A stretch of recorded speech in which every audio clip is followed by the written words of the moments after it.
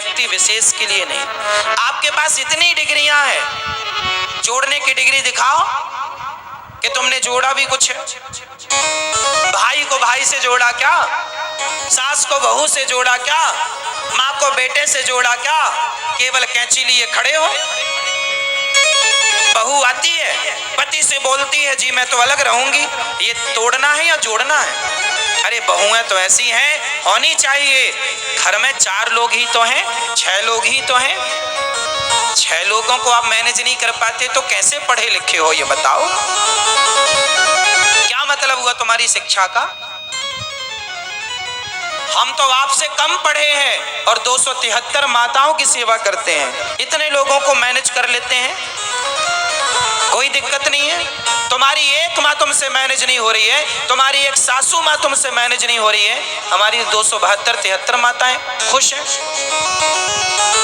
और सभी के लिए समय है, रोज हम पांव दबाते हैं माओ के। तुम तो पांव भी नहीं दबाती हो, जो नहीं दबाते उनके लिए कह रहे हैं। हर बात सबके लिए नहीं है, जो आप अच्छे हो तो आप अच्छे हो, कोई दिक्कत नहीं। तुम अपनी माँ के पांव भी नहीं दबाते हो, सास के पांव भी कुछ बहुएं नहीं दबाती हैं। और बहुत पढ़े लिखे हैं आप, क्या पढ़े लिखे हैं आप? टाई बेल्ट लगाने से कोई पढ़ा लिखा नहीं हो जाता साहब।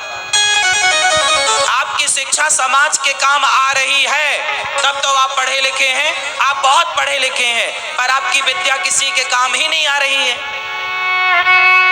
आप अपनी सगी सास को रोटियां नहीं दे पा रही हो तो आपकी डिग्रियों का हम करेंगे क्या, ये बताओ। आज बेटा इतना पढ़ लिख गया कि अपनी एक माँ को रोटी नहीं देता पेट भर, अब बताओ इस नालायक बेटे के पढ़े लिखे होने का क्या करोगे आप? तुम बहुत पढ़ लिख गए हो पर अपनी माँ को रोटी नहीं देते हो, तो जब तुम्हारी माँ ही तुमसे संतुष्ट नहीं है तो तुम्हारी शिक्षा भला और समाज में किसे संतुष्ट करेगी? तुमसे अच्छे तो वो अनपढ़ हैं, कम से कम अपनी बूढ़ी माँ के पांव तो दबाते हैं, माँ की सेवा तो करते हैं, अपने माँ और बूढ़े बाप की सेवा करते हैं।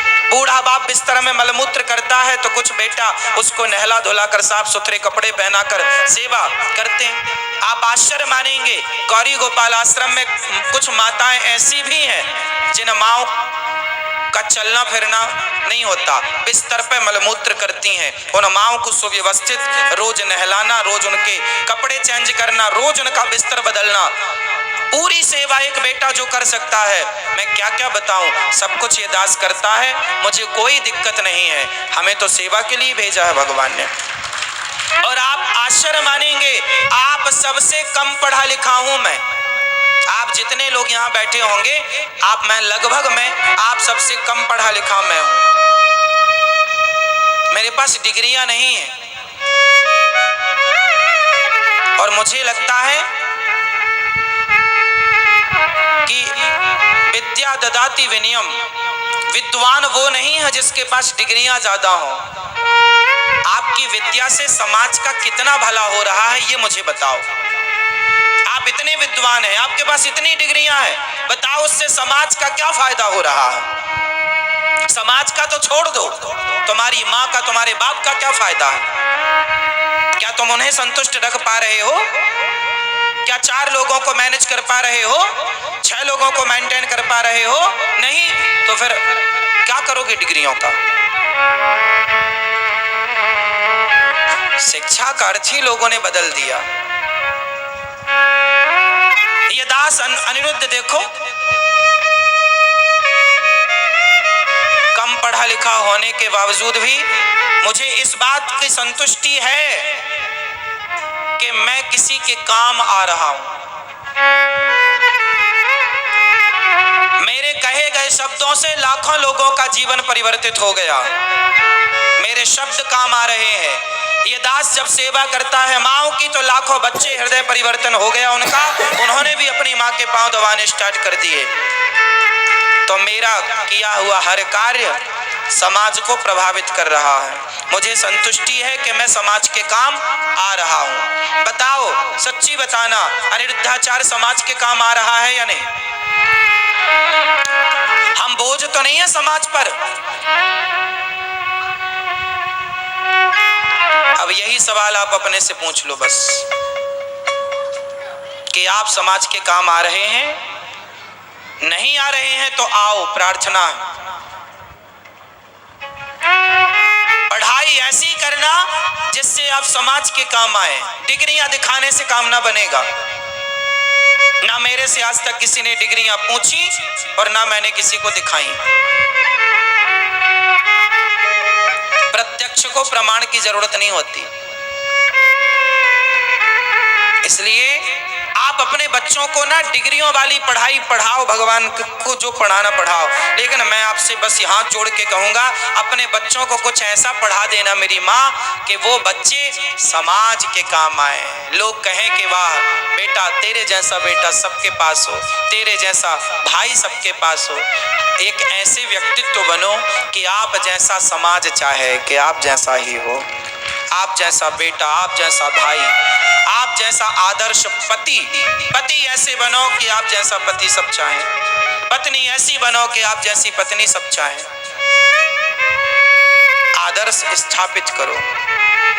स्वामी विवेकानंद जी के जाने के बाद भी लाखों लोग उनके चरित्र से, जीवन से, उनकी कही बातों से लोग सीख रहे हैं। झांसी की रानी 23 साल में मर गई बेचारी, परम गति को प्राप्त हुई, लेकिन जाकर भी उसने आज तक वो गई नहीं, सबके भीतर जिंदा है। समाज को कितना गहरा मैसेज दे दिया उसने। खूब लड़ी मर्दानी वो तो झांसी वाली रानी थी। आज कुछ लोग तो अपने सास की सेवा नहीं कर पाती, ससुर की सेवा। एक पति मैनेज नहीं होता। कुछ महिलाएं, पति जरा दो बातें कह दे, गुस्सा। इतना आदमी खोखला हो गया है ना, जरा सी बात बर्दाश्त नहीं है। आजकल लोग रिश्तों को लेकर चलना ही नहीं चाहते। एटीट्यूड रखा है हर जगह, मुझे ऐसा कह दिया, मैं कुछ कम हूं क्या, मैं ये हूं। दो कौड़ी की सोच है तुम्हारी, सबसे घटिया।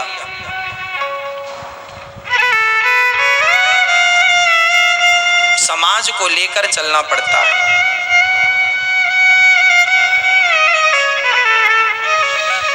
गंभीरता हो तो सब होगा, सहनशीलता हो तो सब होगा। सेवा का भाव ही नहीं है लोगों के पास।